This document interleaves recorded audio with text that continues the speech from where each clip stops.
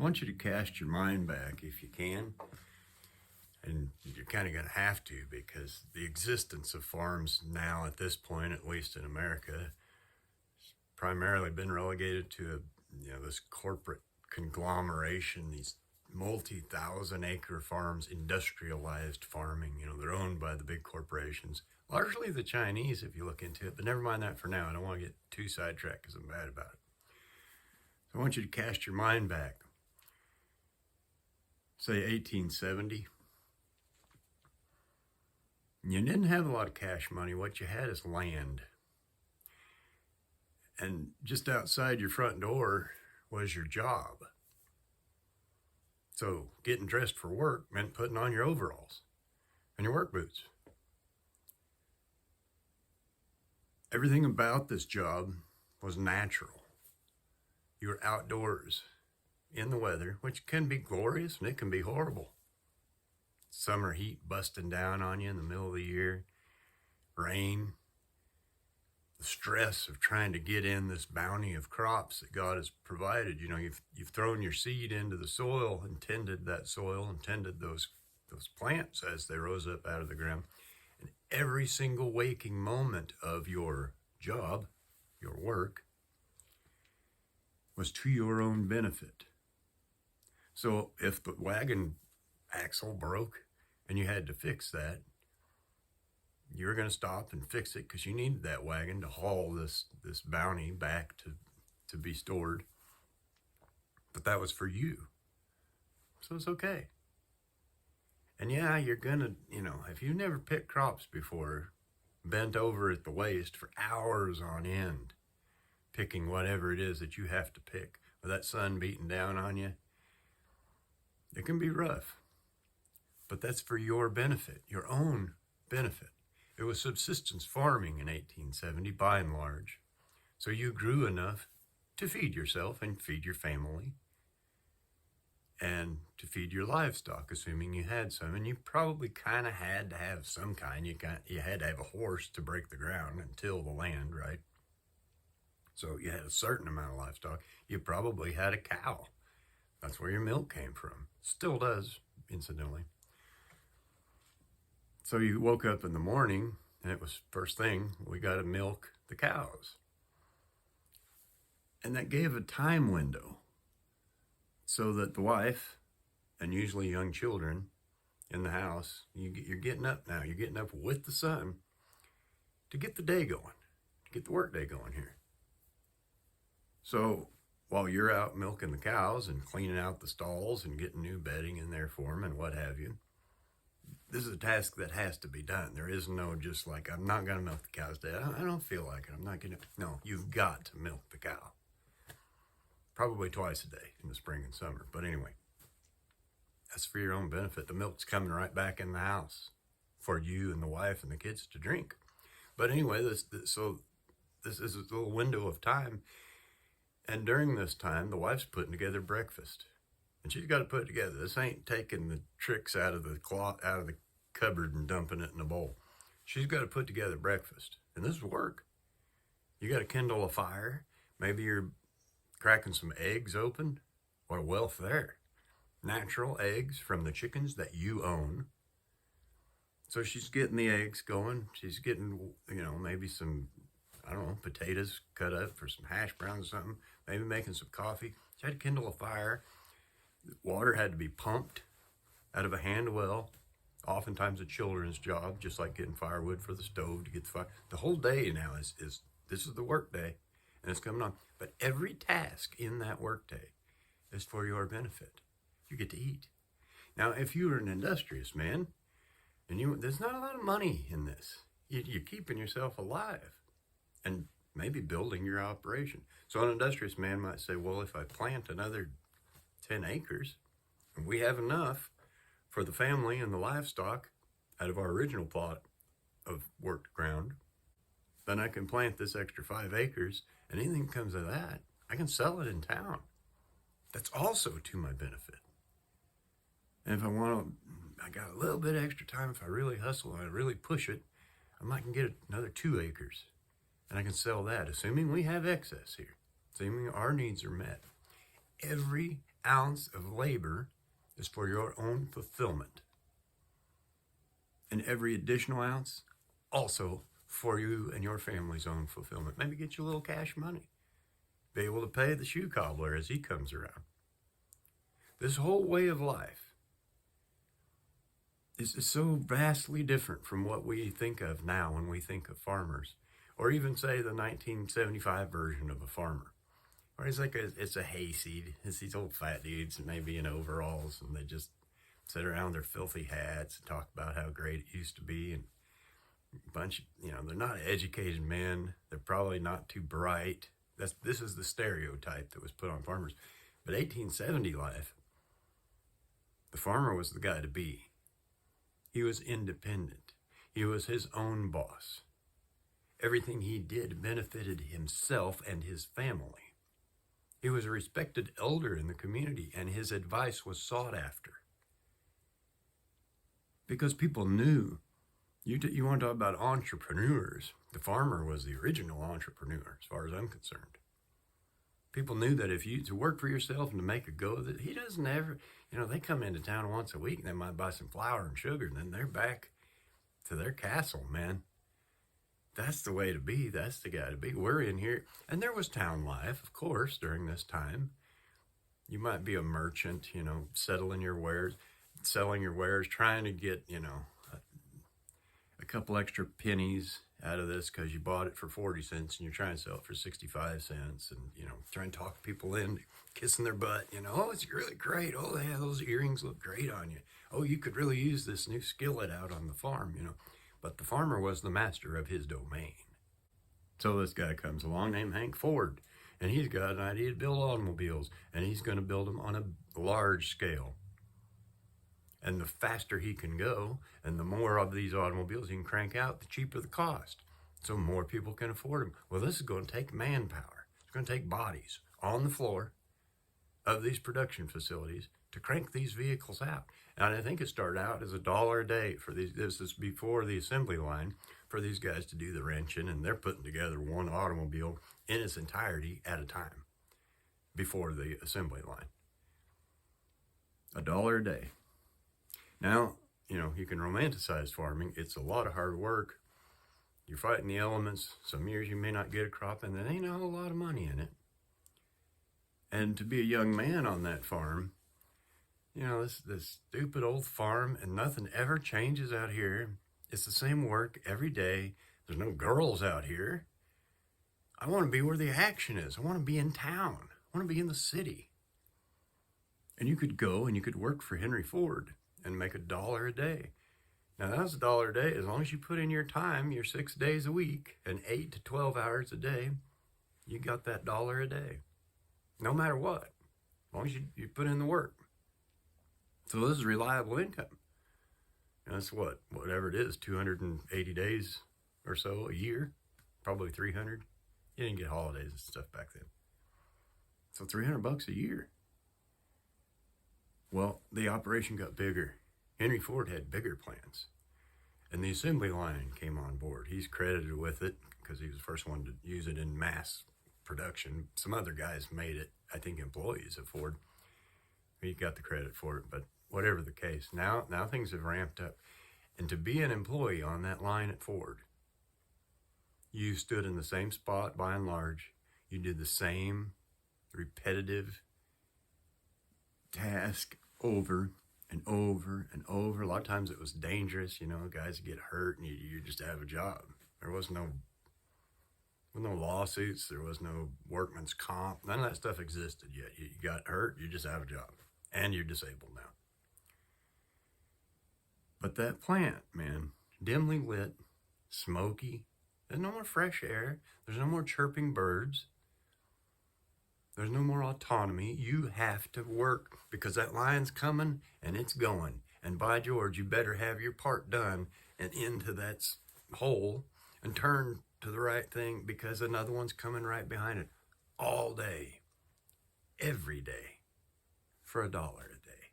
Now, prior to 1914, these wages did go up. I think it was an average of about $2.34 a day. But again, man, you're on the line. one task over and over and over and over every single day. Just like another part of the machine in this dimly lit, smoky, nasty, loud, the gears grinding and the booming going off, and this is not natural. This is not life on the farm. But it's what you wanted, and it comes at $2.34 a day. In 1914, Henry Ford put the wages at $5 a day, and people scoffed and laughed at him. Said, "Well, if you want to bankrupt your own company, by all means, yeah, go ahead and pay your workers $5 a day." Incidentally, $5 a day in 1914 is the equivalent of about $155 a day now. About what they pay an Amazon driver or FedEx guy to run around and deliver packages. Same. Shows you that your wages have not gone up at all, and your dollar has lost buying power, but that's a whole other thing. So $5 a day. Man, what a generous guy, huh? The trouble with that is he had to pay $5 a day to get bodies on the floor of his plants because it was so horrible to work there. This was implemented January 1914, early January. It hit the papers, and the next day there was a line of 10,000 men around the plant wanting a job at Ford's because they don't know what it's like inside the doors. They've never been in there. But the reason that Henry Ford offered a $5 a day wage was because he had a 300% turnover rate. He had to hire 300 men to fill 100 vacancies in the plant, and there were constant vacancies because it sucked to work there, because it wasn't natural. Indoors, smoky, loud, okay, doing the same repetitive task over and over, dangerous. There wasn't I think you got a lunchtime. You didn't get break time. There was no benefits other than that $5 a day. So he had to pay them that to get them off the farms. And many of those young men, and older guys too, went in there and saw how this place was and maybe worked for 2 or 3 hours and coughing and smoking. And it's like I usually, sit down and have a snack about now and a cup of coffee. I can't do that here because the line's going.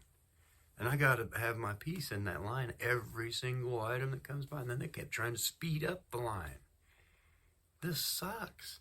And they would turn around and walk right out the door and just forget that business, man. I'm going back to the farm.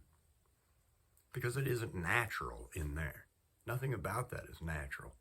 Then to further compound things inside the plant, with that $5 a day all of a sudden, and ramped up production, so there's more of these cars being made, drives the cost of the actual cars down.